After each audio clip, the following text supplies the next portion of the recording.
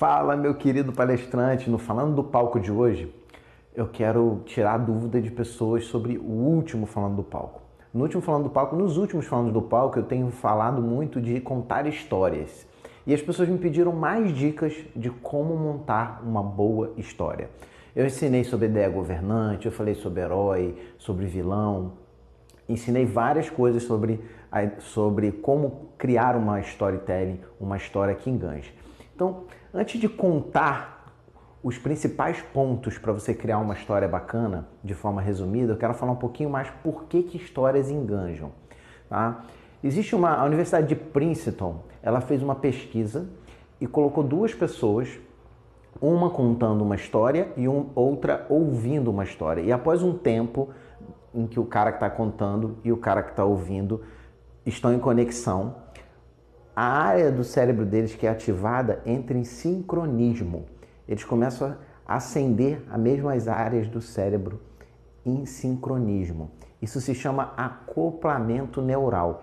E quando existe acoplamento neural, a mensagem fixa mais, ou seja, quem está ouvindo presta mais atenção em quem está falando.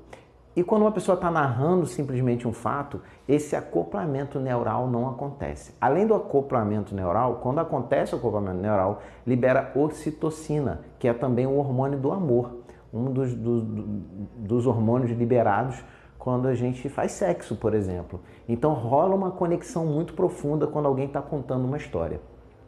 Então, sempre que tem alguém contando uma história e alguém ouvindo uma história, acontece acoplamento neural. Porém, para que aconteça, para que uma história seja uma história de fato, é preciso ter alguns pontos chaves para que se torne uma história e não uma narração de fatos ou de dados. Tem que ser simples, são os que eu chamo de 3 S's e 3 C's de uma boa história. Os 3 S's, simplicidade, surpresa e sentimento. Simplicidade, tem que ser uma história simples que todo mundo entenda. Albert Einstein dizia que a melhor forma de ensinar qualquer pessoa é você ensinar como se ela fosse uma criança, nos mínimos detalhes. A gente tende a sofrer da maldição do conhecimento. Quando você conhece muito alguma coisa, você acredita que todo mundo conhece, só que de repente só você conhece aquele fato e faz sentido só para você, mas não faz sentido para a tua audiência. Então a tua mensagem tem que ser simples, nada de palavras rebuscadas, de gírias técnicas ou de palavras muito técnicas. Você tem que levar a mensagem para que qualquer pessoa consiga entender. Tem que ter surpresa, tem que acontecer algo nessa história que gere surpresa na audiência. Tem que rolar sentimento, você tem que sentir arrepiar, você tem que se emocionar. De alguma forma você tem que se colocar no lugar daquela pessoa da história. Tem que gerar aí os 3 Cs, curiosidade, concretude e credibilidade. Tem que gerar curiosidade, a pessoa tem que ficar curiosa para saber o que vai acontecer a seguir. Tem que ter concretude, ou seja, você tem que finalizar essa história. A moral da história tem que ser bem fechada, bem arrematada, de forma que faça com que a pessoa entenda, que feche a razão da história.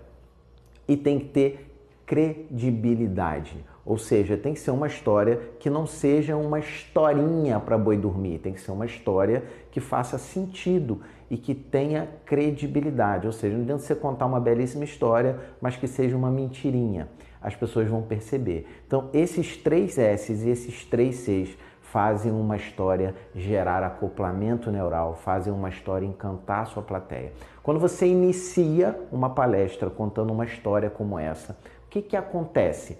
Ao invés de você subir no palco e falar o seu currículo e falar quem é você, para explicar aquele assunto e blá, blá, blá, blá, blá, blá, que todo mundo começa a querer dormir, porque parece mais uma aula, e eu não sei você, eu detestava assistir aula. Eu achava assistir aula o troço mais chato do mundo, mas eu adorava os professores que contavam histórias. Inclusive eu lembro de muitos dos que contavam histórias, ensinavam através de histórias. Quando você chega com esse blá, blá, blá, lê teu currículo, ou fala das partes técnicas da tua palestra e tudo mais, você não gera acoplamento neural. Quando você conta uma história, onde nessa história você é o personagem e esse personagem tem um currículo, faz sentido e gera acoplamento neural. A pessoa vai na mente dela buscar algo, buscar alguma coisa em que ela possa se basear e dizer: essa história que ele está contando faz sentido na minha cabeça, porque em algum momento da minha vida eu experienciei algo parecido com isso. Então as histórias, elas servem para fazer esse acoplamento.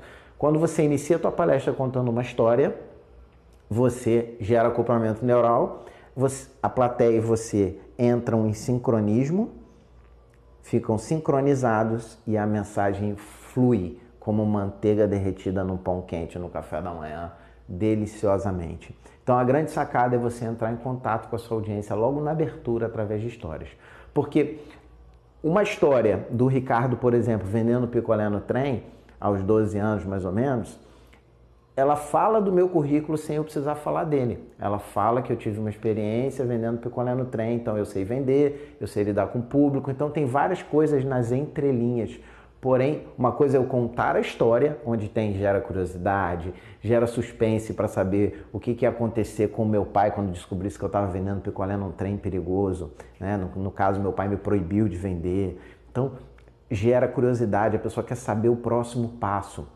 E outra coisa seria eu falar: não, a minha experiência como vendedor é que aos 12 anos eu vendi picolé no trem. Isso é uma informação, isso é uma leitura de currículo. Uma história não, eu conto. Quando eu tinha 12 anos eu queria ganhar um aparelho de som, chamava Microsystem, mas era desse tamanho, e meu pai falou que não ia me dar. Chamava micro, sabe? Antigamente, o pessoal da produção chamava Microsystem. Micro é um negócio pequenininho, né? Naquela época não, micro era um negócio desse tamanho. Então eu queria um negócio desse tamanho chamado Microsystem. Tinha 2 caixas de som que soltava, a galera botava no ombro, igual o meu Dart aqui, botava no ombro e saía na rua escutando música. Porque era micro isso. Era tipo um celular de hoje para tu ouvir música, só que tu colocava no ombro. E nessa época eu queria isso, meu pai falou que não ia me dar e eu resolvi vender picolé no trem para juntar o dinheiro para comprar esse som. Então essa é uma pequena história. Nessa história tem um monte de informação inclusa. Isso gera engajamento. Agora, falar só o currículo, só que aos 12 anos eu vendi picolé no trem, não faz sentido nenhum. Então, histórias conectam. Histórias liberam não só a nível mental, mas a nível físico, porque quando libera ocitocina, é um hormônio do amor, te anima, te acalma, te deixa mais conectado, te deixa mais feliz, uma série de coisas, além desses hormônios, durante o contar de uma história, durante uma palestra, se você souber trabalhar a palestra não só para ensinar, mas para encantar e para gerar sentimentos na tua plateia, você vai liberar outros hormônios, outras químicas que vão fazer total conexão com o seu público. Essa era a dica de hoje. Fiquem com Deus, um grande abraço, vamos para dentro, vamos para o palco.